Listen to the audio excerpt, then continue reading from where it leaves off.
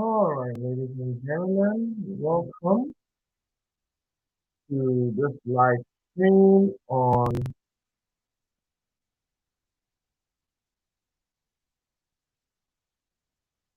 how to live life with no regret. And we're running this because a lot of people are concerned about this topic. It's important to talk about, especially when you consider the fact that a lot of people, when they reach the end of their lives, have regrets. And there are five main regrets, as was shared by Bonnie Ware, who works in palliative hospice care, working with people on their deathbeds. And she shared in her book that when people reach that stage, that last stage,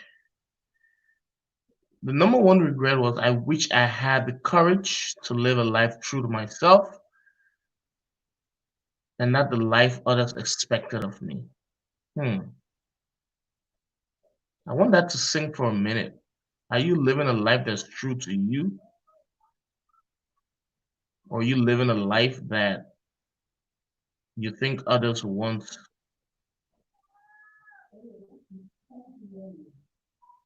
Jay Shetty in one of his videos says that people don't live what they truly want to live, but they live life thinking of themselves as they think other people will think of them. The next regret that people have is, I wish I hadn't worked so hard. Are you working too hard? Are you overworking? How about this one? I wish I had the courage to express my feelings. The courage to express your feelings. Where are you holding yourself back?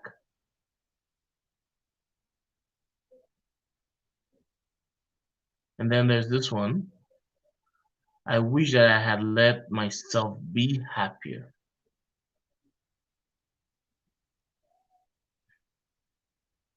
When you come to the end of your life, it's important that you don't have these regrets. So to help you not have these regrets at the end of your life, but not even have these regrets now as you go through your life and look back 5 years from now, you could still have any of these regrets. And you may be experiencing them now. So how can you change the story moving forward? That's what we're talking about. And the first thing you need to do is to find yourself. And by that, I mean, who are you? Not just your name or what you do for a living, but who really are you?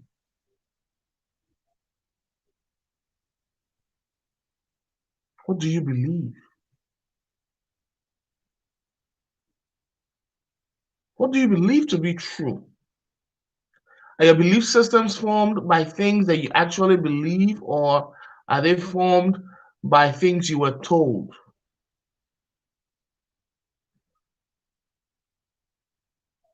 There's nothing wrong with being told something, but have you investigated? Have you formed your own opinion? One of the places that people don't care to think, and when you start to question, you look like an outlaw, is in the area of religion. Are your religious beliefs your own, or were they hammered down your throat? What is your present mission? What is the mission that drives you now? What is your life about? And that can change from time to time. But currently, what is your current mission? Not the mission of your work, not the mission of your business, not any of that. Your current mission, what is it?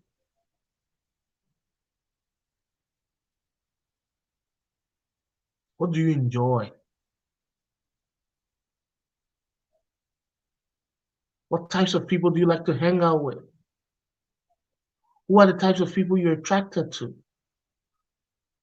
It is very important that you answer these questions and you answer them for yourself, not for anybody. Because these are the questions that help you find yourself and be true to who you are. When you find yourself, then you can think of unwrapping your gifts to unleash your genius. We all have many gifts. There are a number of things that we're good at. But I like to believe that there's one thing you're a genius at, or one set of things that you're a genius at. You need to spend time discovering, unwrap your gifts, allow your gifts to shine. Maybe you're interested in art, you're interested in music, you're interested in science. Allow yourself to explore all these different gifts that you have. That's the unwrapping part. But then you need to find your genius and unleash that genius. You need to let the world know what you've got in you, that which you're great at. So one of the things that I teach my clients to do is to identify 5 things that you know you're good at. Okay? 5 things that you know will have the most impact on your life or in your business, and you're good at them. Then what you want to do is, of those 5, which one fills you up with the most joy, the most excitement when you're doing it? Thereabouts, you find your zone of genius. That which you can do with your eyes closed, that which you can do with very little thinking about it. Now, you know something? Of all the things you're good at, there are some of them that even though you're good at them, they still drain you. They still drain you.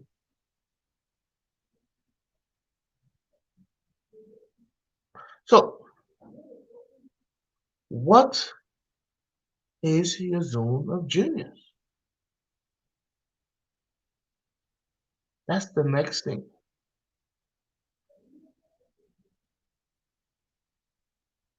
And then you need to decide to lead intentionally.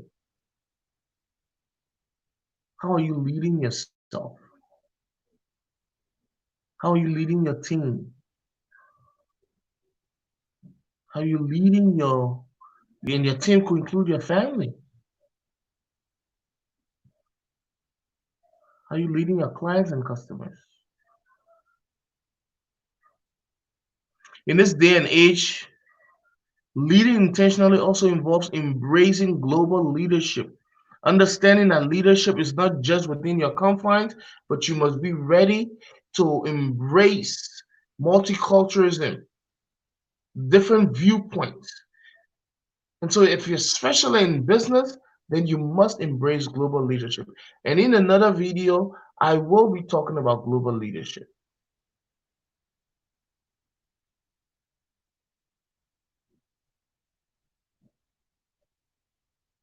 When you've led intentionally or when you lead intentionally, that also involves deciding to bring, all of these things are intertwined. So when you decide to unwrap and unleash your genius, that means everything that's in you, you're bringing it out. If you've got a book in you or books in you, maybe that's where your genius is writing and making an impact on the world. Maybe it's music, maybe it's art, maybe it's science.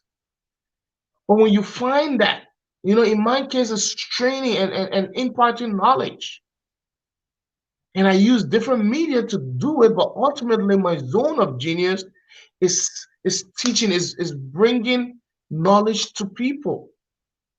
And that could be as low as A 3-year-old up to a PhD level, I teach and I can train any group.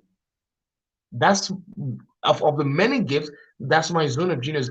No matter how complicated a subject is, you give it to me, I can break it down and teach it. And because of that, because I know that's my genius, I lead intentionally. And so everything I do is done knowing that my zone of genius is teaching. So even in the execution of my mission, I know what I'm great at.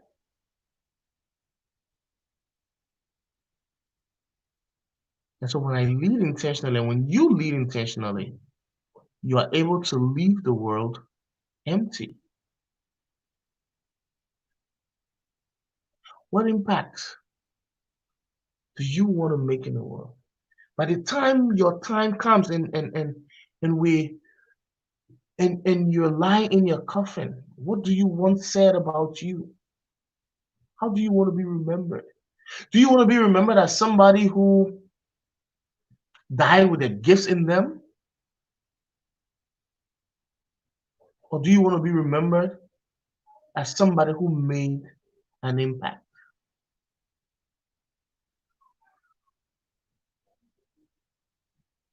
In 2013, I had a life-changing moment. I lost my brother.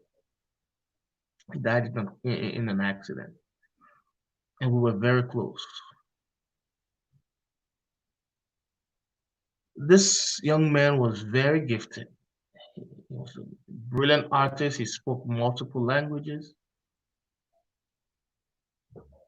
And early on, he fell on some hard times, like many people do. We grew up in civil war in Liberia here. And so eventually, he got his degree,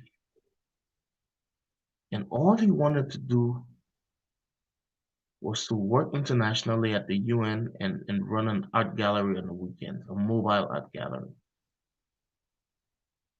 Great painter. He didn't get to live his dream because he took a job out of the city.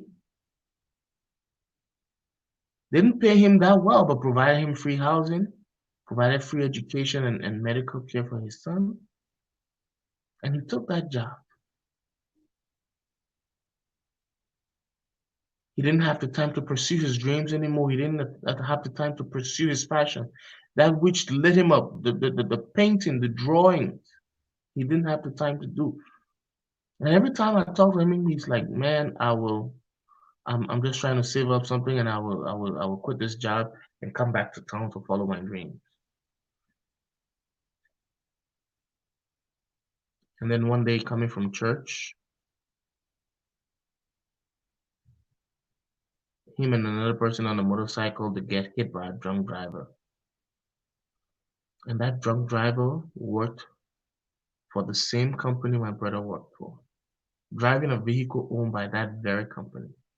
So the company that he went to was the company in which he died without the world experiencing his gift. It was that day that I found my mission because I realized that I might have done enough to help him pursue his dream. And I made a commitment to myself that I will do whatever I can to ensure that nobody else dies with their gifts left in them. Nobody else dies without the world experiencing their genius. And so everything I teach, my coaching, my training, is all centered around helping you unleash your genius to the world. But first, finding yourself, unleashing that genius, leading your life in such a way that at the end of it all, you don't regret and that you leave empty. You came into this world with a gift, don't take it back.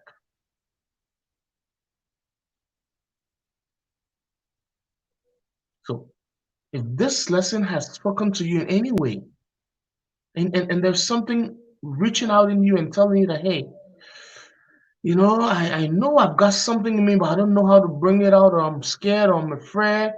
I just don't know how to start. I want you to do something. In the link below, in the description, I'm gonna share a link to my calendar. Go ahead, click on it. Let's schedule a 30-minute conversation and let's see how I can help you bring that out. There's going to be links to other resources to help you get started along the way. But please, please don't let your dream die with you. Don't leave this earth still full of promise. Make sure you empty yourself up. I'll talk to you later.